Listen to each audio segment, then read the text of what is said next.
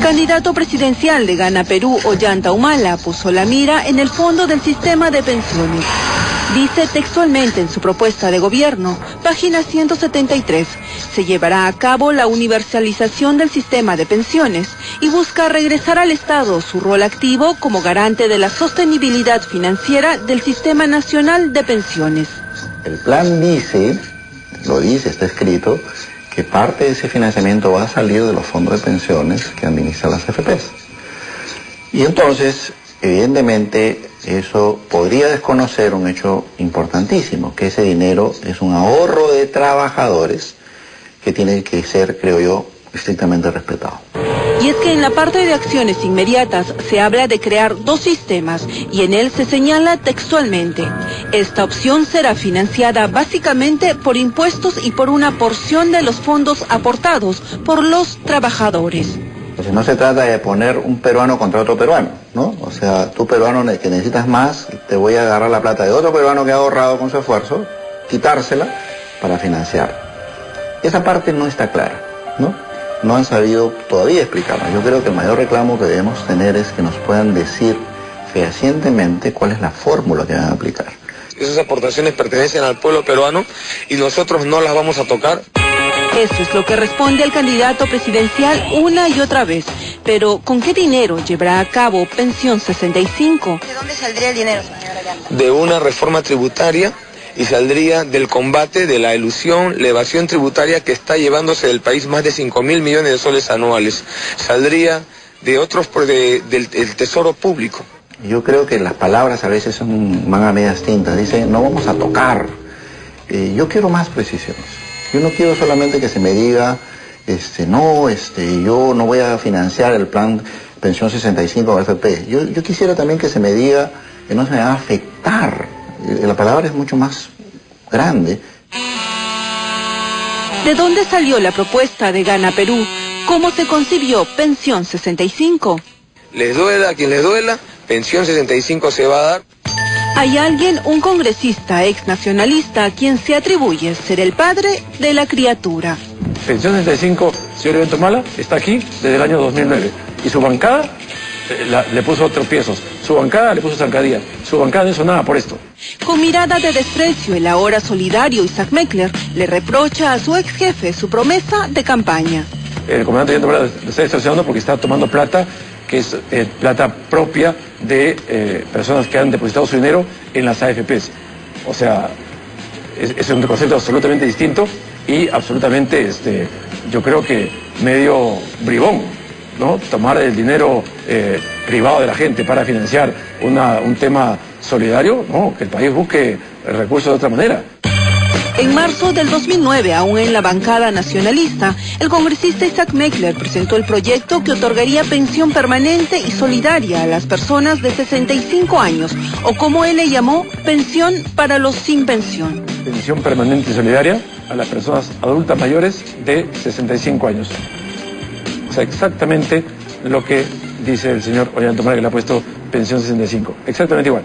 Su proyecto, en esencia, propone lo mismo que Gana Perú, dar pensión a las personas de 65 años que no reciben una jubilación, pero sin tocar el dinero de los pensionistas. Lo que hacíamos era crear una especie de balde, en el cual metíamos dinero de varias fuentes distintas y se creaba un fondo. Es decir, eso no le iba a costar al Estado nada. Aquel proyecto tenía la firma de 6 congresistas nacionalistas, entre ellos Marisol Espinosa, actual primera vicepresidenta de Humala. Sin embargo, no prosperó, porque los propios nacionalistas le dieron la espalda. No, sacaron su firma para que se caiga. No se cayó el proyecto de ley porque Solidaridad Nacional me apoyó, yo todavía no estaba en ese partido, pero me apoyaron, ellos firmaron y con eso se mantuvo la ley. El proyecto Pensión 65, sin firmas, cayó en la espera. La propuesta del proyecto 65 debería financiarse no con más impuestos, sino más bien con menos aparato público, con menos gasto ineficiente, es decir, cuánto del gasto público se pierde, ¿no? Y nosotros queremos darle esa pensión 65 y que hayan grupos económicos que se niegan a que esta población pueda tener una pensión.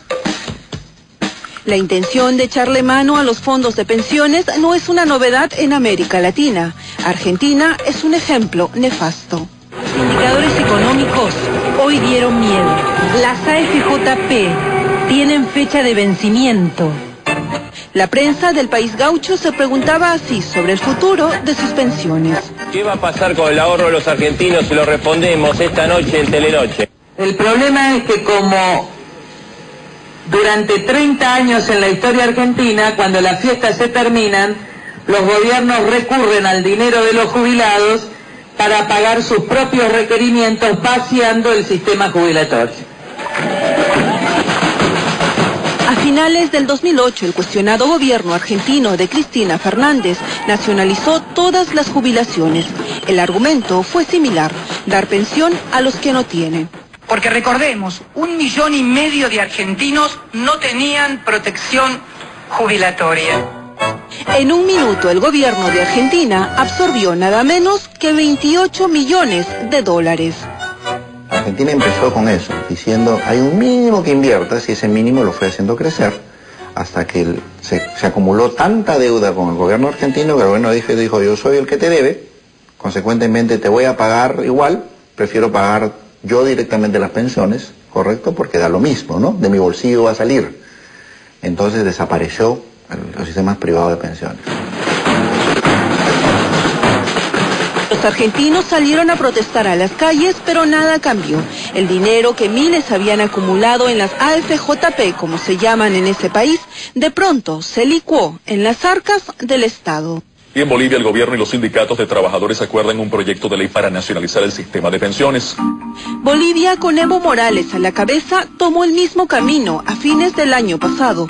Nacionalizó los fondos de pensiones. Primera vez, una norma laboral, una norma social, una ley de pensiones se trabaja de manera conjunta. BBA abandona definitivamente Bolivia al nacionalizar Evo Morales las pensiones. Las inversiones inmediatamente se espantaron, y es que una medida como esa trae un efecto dominó. Ningún país crece si no hay inversión, y para haber inversión tiene que haber ahorros. Los fondos de pensiones son una fuente de ahorro importantísima. Entonces, si yo le estoy diciendo al mundo, no importa que hayas ahorrado porque esa plata me la voy a llevar, estoy también sacrificando una fuente de crecimiento del país. Generas una reducción de la pensión de los actuales afiliados, creas un incentivo a la informalidad y terminas, digamos, probablemente resolviendo un problema y generando dos. Como explican muchos analistas, sí es necesario que el Estado enfoque su preocupación para que las personas de la tercera edad en extrema pobreza reciban algún tipo de ayuda. Pero la manera planteada sin claridad por Gana Perú da pie a temores bastante fundados. Les duela a quien les duela, pensión 65 se va a dar. Efectivamente pone muchas dudas con respecto a cuál es la verdadera visión que tiene este partido con respecto al rol que tiene el Estado, ¿no? En Argentina y en Bolivia, los candidatos presidenciales de aquella época, Cristina Fernández de Kirchner y Evo Morales, dijeron que no iban a tocar los fondos de pensión privada. ¿Y qué fue lo que hicieron? Todo lo contrario. Ollanta Humala acaba de decir que no va a tocar los fondos de pensiones. Bueno, finalmente no sabemos qué va